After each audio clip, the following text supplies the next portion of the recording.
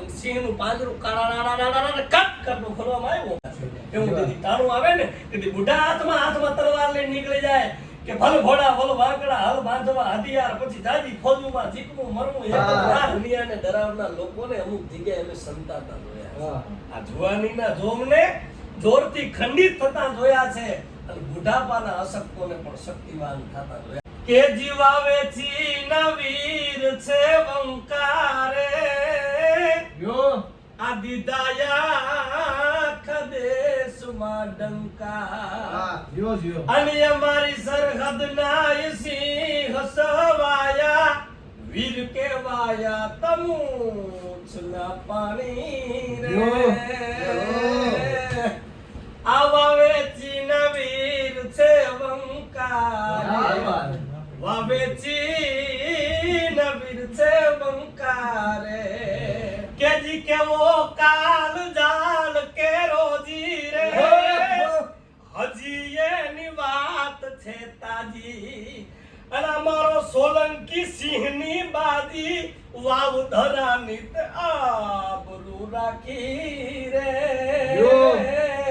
આવા વેચી નવીર છે વંકારે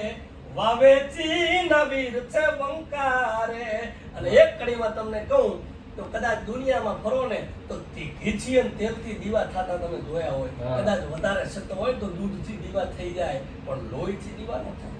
પણ કોકને કહેજો કે આવે બનાસકાંઠાની ધરતીમાં અને વાવ પરાગડામાં આવીને જોવે ને તો મારું ગામ એટલે અસારા અને અસારાના ભાદરમાં આજથી પોણા 400 વર્ષ પહેલા એક રાજપૂત ગાયો માટે ખપી ગયો અને તેથી એના સપનામાં એના મિત્રોને આવીને કીધું હતું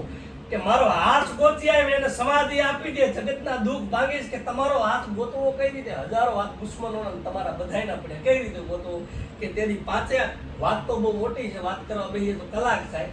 કે પાંચે આંગળીઓ દીવા થતો હોય ને માનજે લગીરજી ગોહિલનો હાથ અને તેથી હાથે લાવી સમાધિ આપી આજ પણ વાવથી 1 કિલોમીટર દૂર તમે જાઓ અને આજ ફડાકા ધોળે ધજા મારે છે હિન્દુઓ તો ખરી છે મુસ્લિમો જેના ચરણમાં પડી જાય ને એવું એનું સત છે એકવાર લખાપી દાદાના મંદિરે તો જાઓ એટલે કવિ કે છે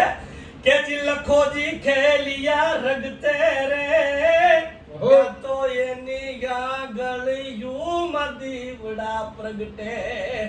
અને એના જોયા તા પરચા જગતે ન જય કારા થાય વાત ને સુણી રે અમારી વાવેચી નવીર છે બંકારે વાવેચી નવીર છે બંકારે બોલ મહાદેવ કી જય।